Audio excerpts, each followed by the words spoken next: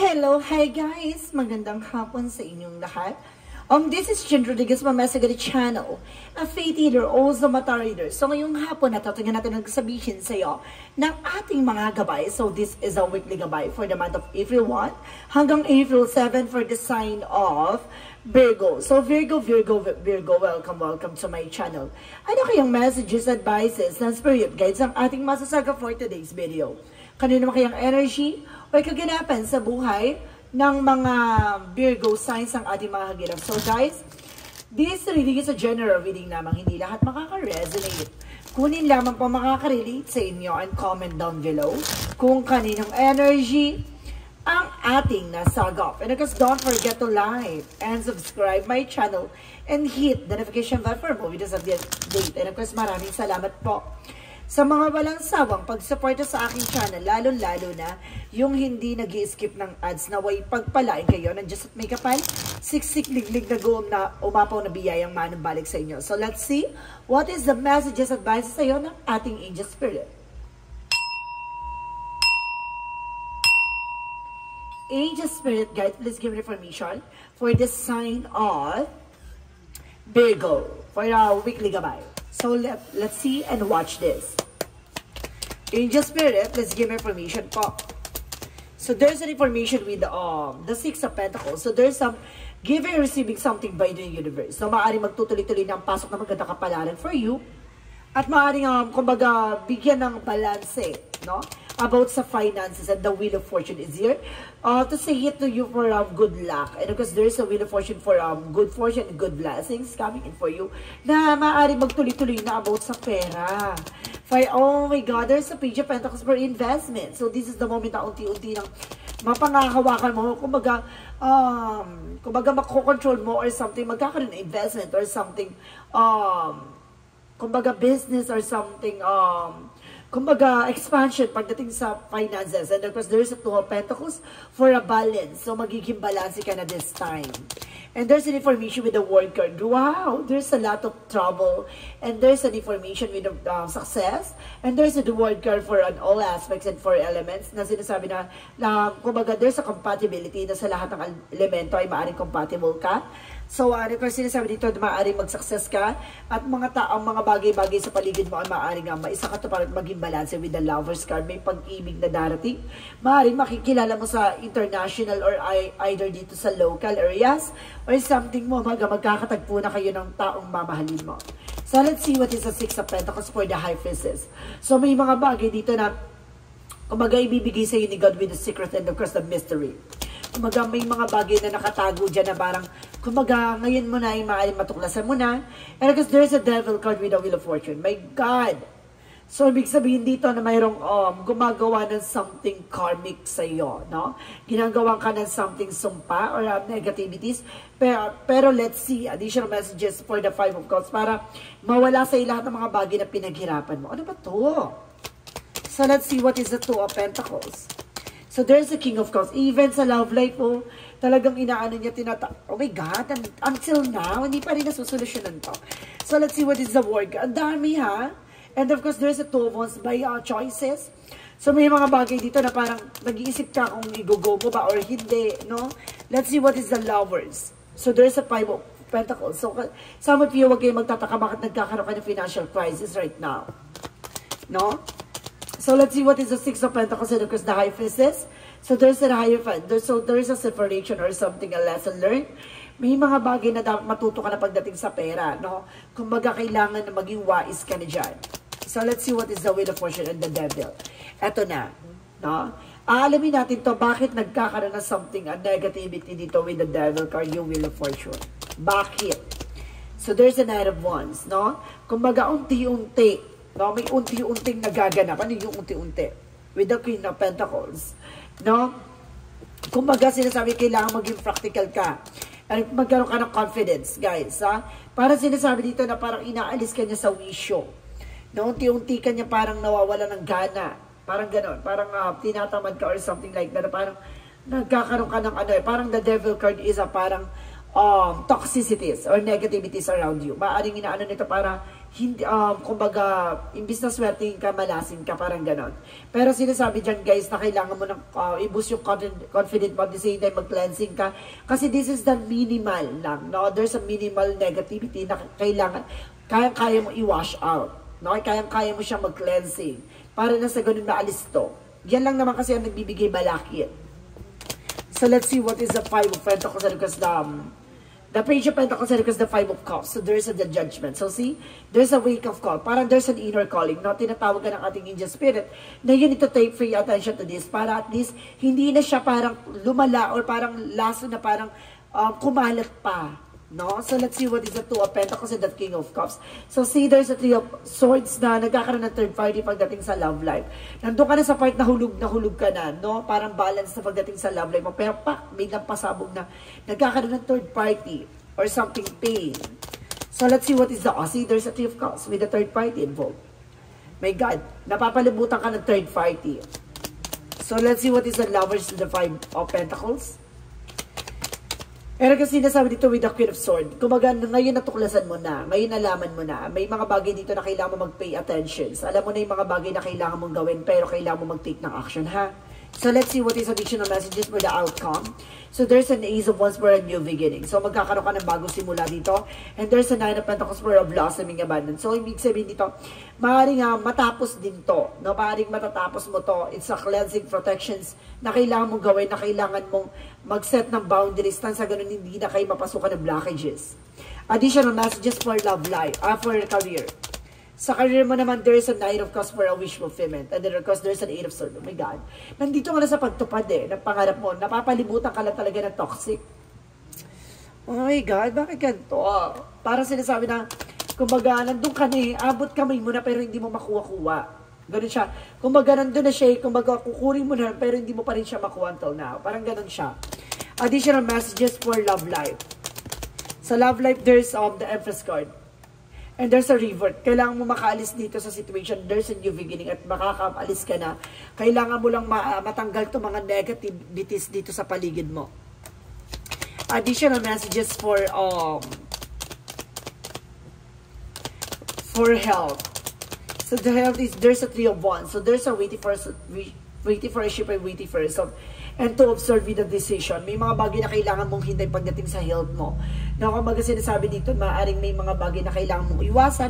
At there's a result na maaaring nagpa-check up ka, nagpatingin ka, or nagpa-check up ka sa doctors, no, na kailangan mo ng resulta. So this is the moment na maaaring malaman mo na kasi wala ka pang ka-idea. So yun na, matutuklasan mo na kung ano yung nagbibigay ng komplikasyon sa health mo. Kung mayroong bang, kung may finding, it's a good part kasi magsusolusyonan mo. Pag walang findings, alam mo na. Kailangan mo ng second option ulit. Pag wala pa rin makita, alam mo na. There's a spiritual involvement. So let's see what is the magical fairy messages.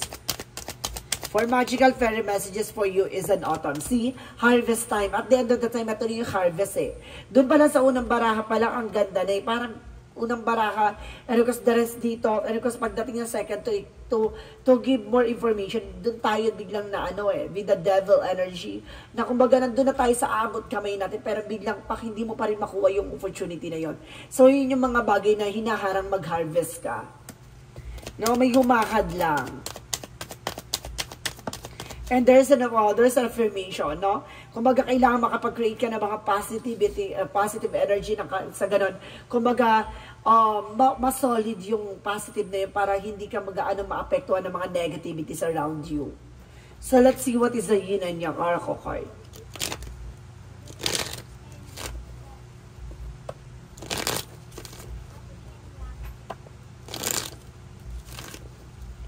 For yin and yang oracle card represents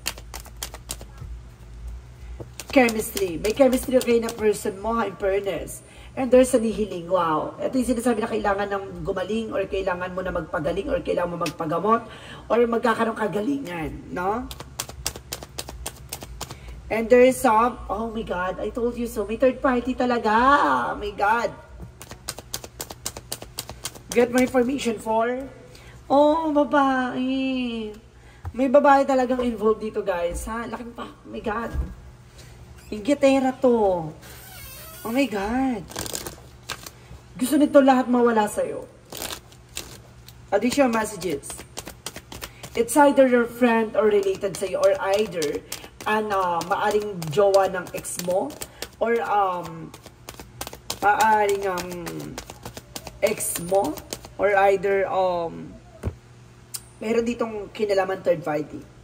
And there's an I remember for a destiny life, soul plan. So, ibig sabihin talaga may mga bagay na para sa'yo with the wheel of fortune. So, may mga bagay na kahit ano pang harangin nila, ano man yung mga bagay na gawin nila, darating yung araw na makukuha mo pa rin yun. At the end of the time, there's a weight of the world. So, I told you, so there's a boundaries. Let go.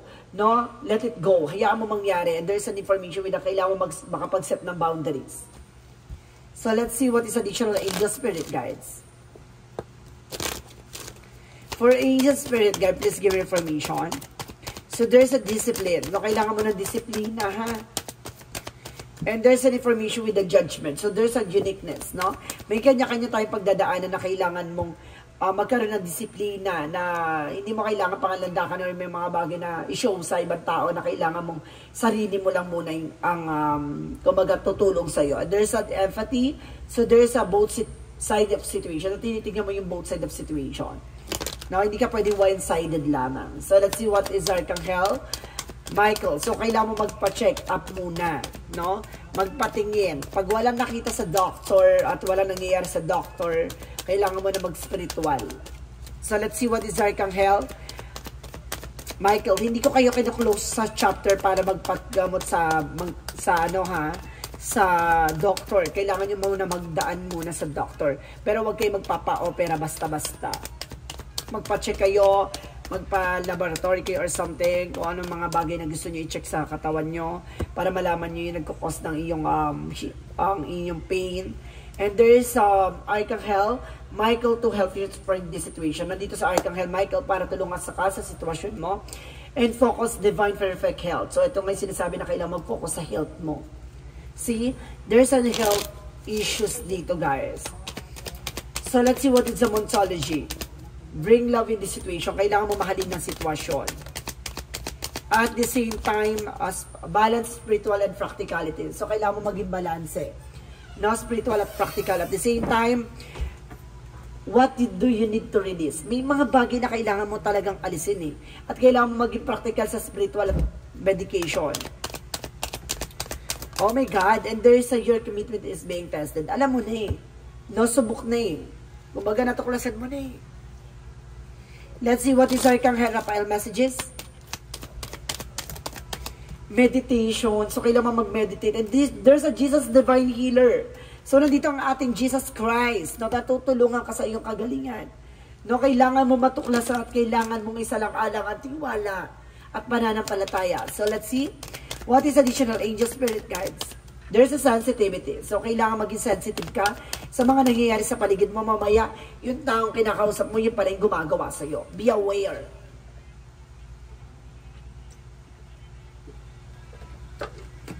Mamaya kaya pala third party, yun pala kaibigan mo pala.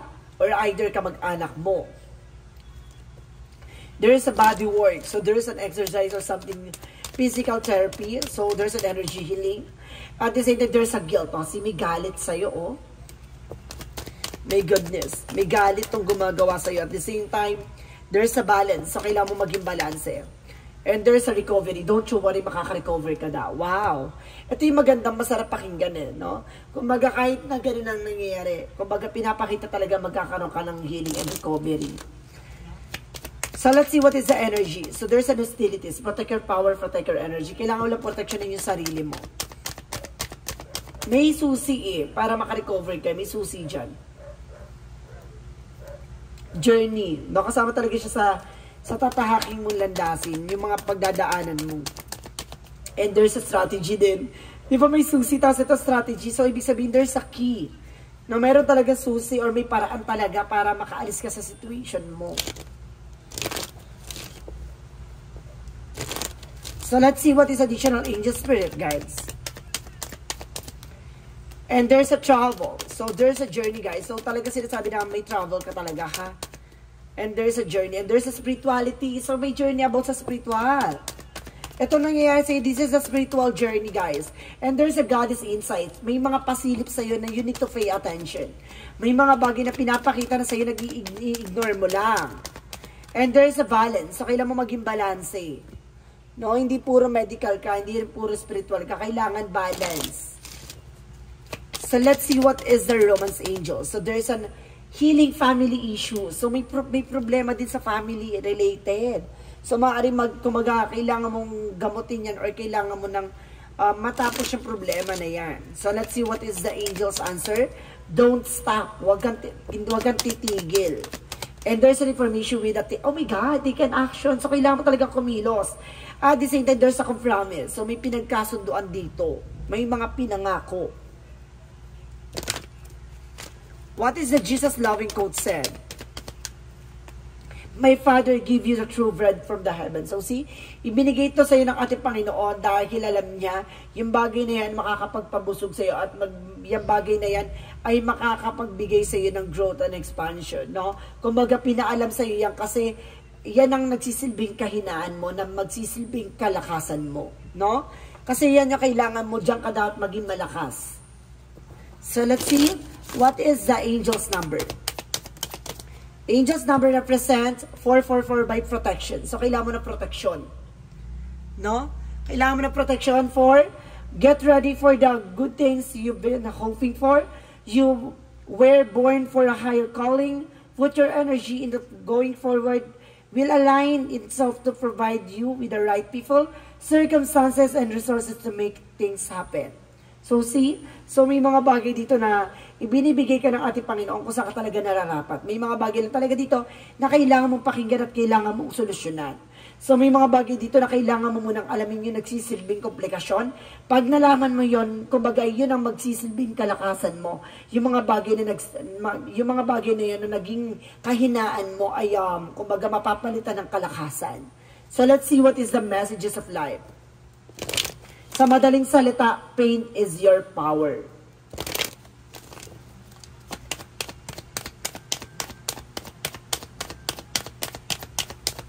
Messages of life represent growing. So, talagang pinalalago ka ng ating gabay at pinalalago ka ng ating Panginoon sa lahat na nangyayari sa iyo.